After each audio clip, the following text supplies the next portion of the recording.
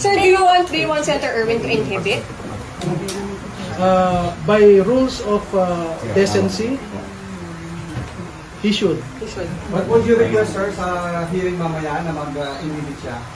Well, we will manifest what I said to you earlier, that we should observe statesmanship. No? Pangit naman yung ikaw na yung nireklamo, ikaw pa mag-imbestiga, ikaw pa ang maging huwes. You mentioned earlier you expect them to cite the witnesses in contempt, sir? Well, if you look at the rules, no, it says there that if you falsely testify, you can be cited in contempt. Now, if the former soldiers will affirm and confirm what they stated in their affidavit, what would be the response of Mr. Erwin Tulfo and other legislators similarly situated? Sasabihin ba niya, nagsasabi kayo ng totoo? Hindi po. Ang sasabihin niya, nagsisinungaling kayo. Ngayon pa nga lang, hindi pa kami nagpakita, sinabi na niya na nagsisinungaling kayo. At kung sinabi niyang nagsisinungaling kami, ano po ang consequence niyon? Binasa ko po sa inyo ang Section 18 ng Senate Resolution number 5 as amended by Senate Resolution number 145 dated February 13, 2013. So wala kaming ibang patutunguhan kundi kulong po eh. And that is why the logic of our request, the reason, the basis for our request is for him to recuse himself, to inhibit and let those who were not named in the affidavit to preside over the investigation. Pero he can participate, sir, si Senator Erwin. Yes, we Basta wag lang welcome. chair.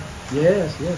Si And, Senator, sorry sir, si Senator Robby, may sinabi ko kasi si Senator Erwin sa baba na ipinatatanong po sa inyo kung sasamahan niyo po ang labing walo doon sa hearing niyo. Kung ano ang nais ng aking mga bisita, yun ang mangyayari. Pero hindi ako uupo dun sa consultative meeting. And Doon sir, lang ako kayo sa po, tabi ninyo. Dahil po, we will not Doon ako oblige sa we will not oblige Senator Padilla to accompany us. We can go there on our own. I want to impress upon you, dear media members, that we are acting on our own. We are not upon the dictates of anyone. And let me respond to 3 serious allegations coming from so-called high government officials. Number 1, sinabi ni NBI Director Matibag doon na peke daw ang mga ito. Hindi raw sila dating mga sundalo. Okay? Yun ang allegation niya ngayon. Pero hindi ba esto ang grupo niya? Ito, basahin ko yung natanggap kong investigasyon. Nakalagay dito. We invite Attorney Baligon and the former enlisted personnel of the Philippine military. Ito, yung grupo mismo ni Mr. Erwin Tulfo nagsasabi na that they are former enlisted personnel of the Armed Forces of the Philippines. At klaro pa dito, from number 1 to number 18, nakalagay dyan former Marines, pero yung number 6 sinabi, Rene Boy Julian, Reservist Philippine Army. Yan po ang sinabi namin sa affidavit nila. Sa number 13, nakalagay dito, Romel C. Galapon, Philippine Army. Yan din po ang sinabi namin sa affidavit nila. No? Number 2, kung peke kami, ano ang resulta ng 2 pagkakataon na tinawag kami ng NBI sa National Bureau of Investigation na ang purpose nila was to conduct an identity verification of the 18 former soldiers.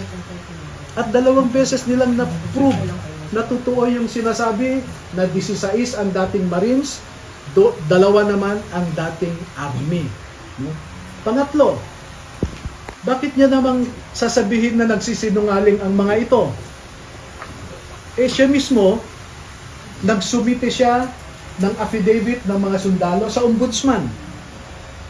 At yung panel of investigators ng ombudsman na pinapangunahan ni retired General and Attorney Eliseo Cruz ng ombudsman, no?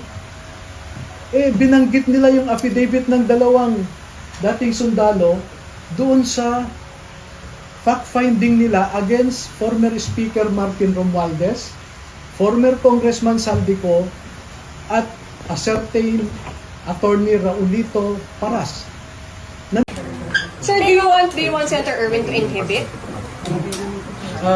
By rules of decency, he should. He should. What would you request, sir, sa hearing mamaya na mag-inhibit siya? Well, we will manifest what I said to you earlier, that we should observe statesmanship. No? Pangit naman yung ikaw na yung nireklamo, ikaw pa mag-imbestiga, ikaw pa ang maging huwes. You mentioned earlier you expect them to cite the witnesses in contempt, sir? Well, if you look at the rules, no, it says there that if you falsely testify, you can be cited in contempt. Now, if the former soldiers will affirm and confirm what they stated in their affidavit, what would be the response of Mr. Erwin Tulfo and other legislators similarly situated? Sasabihin ba niya, nagsasabi kayo ng totoo? Hindi po. Ang sasabihin niya, nagsisinungaling kayo. Ngayon pa nga lang, hindi pa kami nagpakita, sinabi na niya na nagsisinungaling kayo. At kung sinabi niyang nagsisinungaling kami, ano po ang consequence niyon? Binasa ko po sa inyo ang Section 18 ng Senate Resolution number 5 as amended by Senate Resolution number 145 dated February 13, 2013. So wala kaming ibang patutunguhan kundi kulong po eh. And that is why the logic of our request, the reason, the basis for our request is for him to recuse himself, to inhibit and let those who were not named in the affidavit to preside over the investigation. Pero he can participate, sir, si Senator Erwin. Yes, we Basta wag lang welcome. chair. Yes, yes. Si And- Senator, sorry sir, si Senator Roby, may sinabi ko kasi si Senator Erwin sa baba na ipinatatanong po sa inyo kung sasamahan niyo po ang 12 doon sa hearing niyo. Kung ano ang nais ng aking mga bisita, yun ang mangyayari. Pero hindi ako uupo dun sa consultative meeting. And Doon sir, lang ako kayo sa po, tabi ninyo. Dahil po, We will not Doon ako sa oblige tabi we will not oblige Senator Padilla to accompany us. We can go there on our own. I want to impress upon you, dear media members, that we are acting on our own. We are not upon the dictates of anyone. And let me respond to 3 serious allegations coming from so-called high government officials. Number 1, sinabi ni NBI Director Matibag doon na peke daw ang mga ito. Hindi raw sila dating mga sundalo. Okay? Yun ang allegation niya ngayon. Pero hindi ba esto ang grupo niya? Ito, basahin ko yung natanggap kong investigasyon. Nakalagay dito. We invite Attorney Baligon and the former enlisted personnel of the Philippine military. Ito, yung grupo mismo ni Mr. Erwin Tulfo nagsasabi na that they are former enlisted personnel of the Armed Forces of the Philippines. At klaro pa dito, from number 1 to number 18, nakalagay dyan former Marines, pero yung number 6 sinabi, Renny Boy Julian, Reservist Philippine Army. Yan po ang sinabi namin sa affidavit nila.